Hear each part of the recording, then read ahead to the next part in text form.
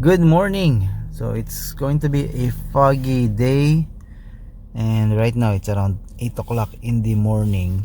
So inaantay ko si Aisha dito sa kanyang work and feeling ko na busy siya ngayong araw na to kasi 8 o'clock na, wala pa siya. And isa sa mga activities na gagawin after this, hatid ulit yung mga bata and syempre ayan, magpapa-change oil ulit as a maintenance nito and it's going to be a busy day for me ngayong off ko. Welcome back po dito sa Buhay Canada. I'll just talk to them, okay? Can you turn that on? Buhay natin sa Winnipeg, Manitoba. So makitrip at makitravel dito sa amin sa Buhay Canada. So right here, Elevate Mountain. Pinalik ng pa. Turning over. Ang basic ko. Nangyari sa'yo? Hindi nga, chest pain ang umano sa akin. Kanina sabi mo chest pain. Kanina nga, chest pain. Eh, ano nangyari? Combative behavior naman ang umano sa akin. Ano? Combative behavior. So naging combatron ka. Ang butang ina. Oh, mura na naman. Good morning. Anong oras na? 8:10 na. Oh, 8:10 na po. At ngayon lang lumabas si Aisha. Ayan, Pagoda Girls. So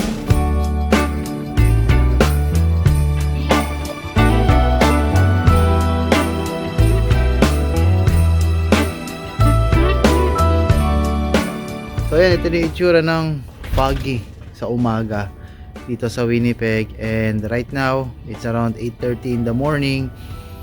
So ayan, hindi naman siya ganun kalamig. Hindi siya ganun kalamig ngayon. And it's around 0 degrees Celsius. Kaya ganyan kapag medyo mababa yung temperature or around 0. Ayan, ganyan na itsura. Ano, parang winter wonderland. Good morning. We just have to take off, and now we're gonna be present for our teacher. You got presents for teacher, about for daddy. You're not, Oh! you're not our teacher. You have presents for teacher but not for daddy. Emotional damage. So today's last day ng school nila, Cassie and Rizzy, before Christmas break. Tapos ang balik na nila will be January. So that's why meron silang mga regalo sa kanilang mga teachers. Especially yan si Rizzy. Tapos ayan si Arya. Bye-bye Arya. Bye-bye Arya. We'll see you later. Bye, Baba. Alright. Ooh. My boots. Bye. That's for gift for whom? For teacher? Just like the lock. Bye, Bye. Mom. And then Michaela. And Michaela? Yeah. Bye, Mom. So bali atid ko na sila sa school nila ngayong araw na to. Then punta sa change oil and then there's more errands to come. So bye. Say bye-bye to mommy. Bye. Okay. Ate Cassie, I'll pick you up later, okay? Hindi niya na ako pinansin. Me? Just kidding. What do you mean just kidding? Like you're so cute. I'm so cute? You too, you're cute too. Okay, go, go, go. What do you mean go, go, go? I'll pick you up later. Yes, Dad. Okay, remind Ate Cassie, I'll pick you up later, okay? Okay. Alright.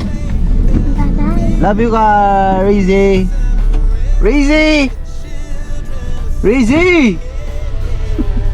Bye. Can you close it? Thank you. Bye-bye. Bye!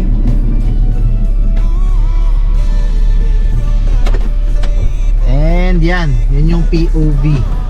Everyday na drop yung bata sa school. So yan, i-cherish natin yung point of view na yan at pwede nating balikan sa mga susunod na mga videos.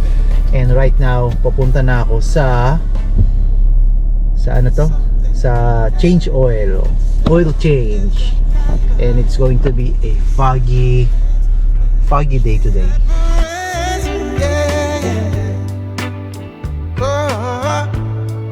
It's Merry Christmas, baby. Merry Christmas, baby. It's Merry Christmas, Merry Christmas. It's Merry Christmas, baby. Yeah. Merry Christmas, baby.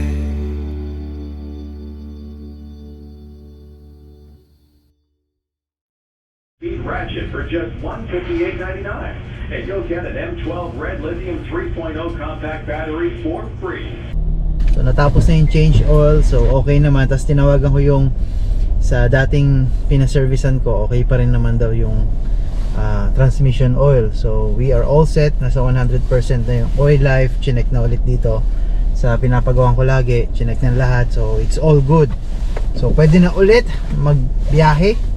And ngayon naman pupunta ako sa bangko kasi ako ay magde-deposit.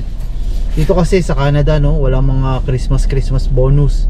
Ang bonus dito is yung sahod mo, kaya kailangan magtipid ng matipid talaga, lalo na for this season. Malapit na yung Pasko, maraming preparation na dapat gawin. And isa sa mga preparation na yun is yung ayusin yung kabilang bahay, kasi nga doon magse-set up ng Christmas party for this coming December 25. So may mga kukunin akong gamit, mga upuan kila Tito Johnny and kila RJ. Ayun, nag-start na mag-snow. So ayan, kukunin ko na yung mga upuan nila Tito. Dito ako sa kanilang bahay. Sabi niya nasa garahe daw. So binigay din kami mga t-shirts para dun sa gamitin. No, with aso. Tito, ilang ba yan? 12? Nakahara kasi yung sakyan eh. Ba't nakahara? Yung sakyan mo. Kilo? Ikaw, kaya hindi ko may pasok eh. Kaso hindi ko may labas, ang dami sasakyan eh. Ah, yun Bakit lang. ang gagawin mo? Wala, tulungan kita dyan. O sige, kumuha doon sa kon. Yeah. Nakalabo kasi likod. Oo, Tito, nakabukas na. O sige. Kakamala ko. Ayan, kukuha kami ng mga... Ang daming sasakyan dito ah. Anong upuan? Pag-cheso ka. Magkano naabot? 131. Hindi ko kaya yun. Gusto ko mga 20 lang. Dito ko mag-cheso ng konti. Alam mo naman na si Tonto kasi di gano'n kumakain. Kala ko ang daming sasakyan dyan eh. Saan? Dyan, sa garahe. Si Titabet mo lang, di ba? Alright, so it's already 1 o'clock, 1:20 in the afternoon. So bali, kakatapos ko lang, may mga binili ako. Then yung dadalhin ko na siya dun sa kabilang bahay para makapag-set up na ako, para at least si Aisha habang natutulog nakakapag-ayos na rin dun sa bahay. So currently ngayon nag-i-start mag-snow. So ayan, yun lang yung gagawin ko. Ang maganda rito is that yung mga gamit na binili ko, i-over the backod ko na lang dun para hindi ko na sila bibit-bitin at ikutin dun sa kabila. So yun yung mga gamit. So nilipat ko lang yung table na yan, tapos nilagay ko dyan sa kabila. So isa rin sa mga preparation na ginagawa namin bago magpasko is yung Christmas party nga, di ba? So isang preparation is gumagawa rin kami ng t-shirt para pare-parehas kami. And yung team ng t-shirt namin for today is color yellow. So it's t-shirt printing na naman. So ito yung gagamitin naming design para sa Christmas party. So ganyan, kapamilya ang aming team. Ang kulay ng aming t-shirt ay magiging kulay dilaw. So bali ngayon, nandito yung program ni Aisha, ginagawa namin sa cricket. Tapos patingnan nyo yan. Tapos ipiprint dyan sa printer na yan. Tapos with colored. So after nito, ilan yung print mo yan? Ito pa lang. Oh, yan, 5 yung print niya ngayon. Ongoing yung process. Tapos after nyan, ilalagay siya sa mat. And then ikakat dito sa cricket machine.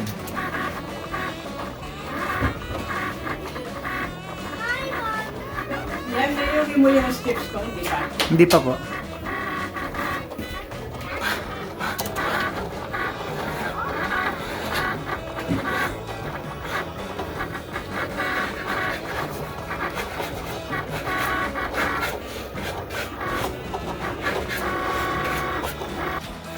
Tapos after nyan is ipaplat na yan sa paplat na yan dito sa mga t-shirts. Tapos yung plancha nandoon sa baba. So yan.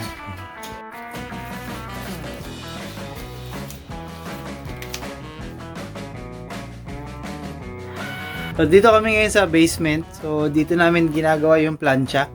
So yan yung press, heat press na ginagamit namin ngayon at ang oras namin ay alas 10 na ng gabi. So, kailangan namin matapos to kasi and for 30 seconds lang. Ano mo yan? Yan. Ooh! Dumikit. Mga 1 minute or 30 seconds. Dapat ganyan lang ang ano ko. Ganito lang setting mo. Dad, it keeps on falling. What? This one. What's that? It's a wax paper. Ano yun natin? I guess you need it. Let me see. Wow. Let me see. Wow! Lay, it's just testing mo ate. Oh, it hurts. Init naman kasi. Pinalagay mo mainit. But let me see. Iyan mo nga yan.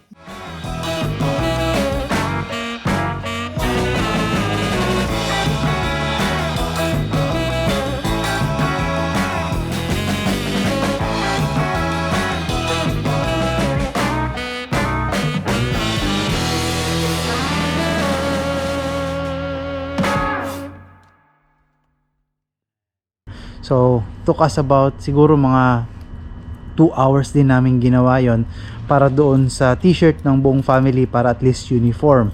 So, every year yan, iba't ibang concept, iba't ibang kulay. So, ito yung nagiging katuwaan na lang din namin dito sa Canada. So, at least a gathering for Christmas, yun na lang yung meron eh. Yun na lang yung mismong time para makapagsama-sama, makapagsalo-salo. And yung sinabi ko rin pala kanina, di ba? Sabi ko kanina, dito sa Canada, walang Christmas bonus. So, ang pinaka-bonus na lang talaga namin talaga rito is that makapag-ipon ka ng konti para at least pagdating ng gathering or Pasko, may mahuhugot. Hindi katulad sa Pilipinas, may tinatawag silang 13-month pay, di ba? Pero dito, walang 13-month pay dito. Ang meron lang talaga dito is kailangan mo magtrabaho ng extra para meron ka ring extra kita. So, yan. So, again, wala po kaming Christmas bonus dito sa Canada. Kung ano lang yung sahod mo, ganun pa rin. And mostly, lahat yan napupunta rin naman sa bills. Kaya, sa umpisa ng taon, kung gusto mo magkaroon ng bonus or Christmas bonus or extra kita, it's either magtatrabaho ka or mag-iipon ka ng pera kapag may extra. So, ayan. Yan yung mga gamit. So, ipapasilip ko sa inyo mamaya kapag nakasetup na kung ano na yung itsura ng loob ng bahay in preparation dun sa darating naming Christmas party dito sa Winnipeg. Alright, so ito na yung setup. Balik, ito na yung magiging setup this coming December 25. So balik dito sa likod na yan, magkakaroon ng backdraft na gagawin ni Aisha. I think maglalagay siya ng mga balloons. Yan yung mga upuan. So bali, lalagyan na lang ng upuan dyan, tapos backdraft dito. And then, yung rooms, I'm not so sure kung anong plano ni Aisha. Then, ito yung magiging dining table namin. Tapos, may mga nilagyan na rin ako mga tubig dyan sa ref. Tapos, may setup ng tubig dyan. So, mababago pa to kapag dating ng before the 25th or mga siguro 24, maglilinis kami rito para i-setup ng mas maganda at mas maayos. So, yan lang. So, update. Yan lang yung update ko ngayon sa inyo ngayong araw na to. At again, maraming salamat sa panonood at dito ko na lang to tatapusin tong video na to kasi marami pa akong gagawin. So maraming salamat and a good shoutout doon sa mga nakilala kong mga Pilipino na nandito rin sa Manitoba na dumating na as a student and as a permanent resident. So again, maraming salamat, makitip, makitrip at makitravel dito sa buhay sa Canada and we will see you on to the next one. Peace! Susundo pa ako sa mga bata. Rizzy. Yeah. Rizzy. Yeah. Look at daddy. Gotcha. What Hi, are you guys. doing? What are you doing? I'm gonna eat this coin. You're gonna eat that coin? So we're waiting for Cassie, Katniss, and Michaela. After Michaela. But if you don't know her, she's a friend She's a friend? and a bestie. Why? Is Ate Michaela going to Ate Katniss' house today? I don't know. Guys, look. What? Where are they? So yan, kakasundo ko lang sa kanila. Inaantay na lang namin si Ate Katniss. Hello. Hello, hello, hello, hello. I got 1, 2. We got Katniss. And we got Michaela right there. YouTube channel. We got Michaela here. Hi. Okay, where are we going, girls? I don't know. We're going home? McDonald's. Are we going home? No, let's go to McDonald's. No. Are we going somewhere specializing for it? Or is this just a daily thing? Where are we going now? Is Ate Michaela coming to your house, Ate Katniss? No? Yes. Yes? Okay. Okay, let's go. We might go to Winter Wonderland. And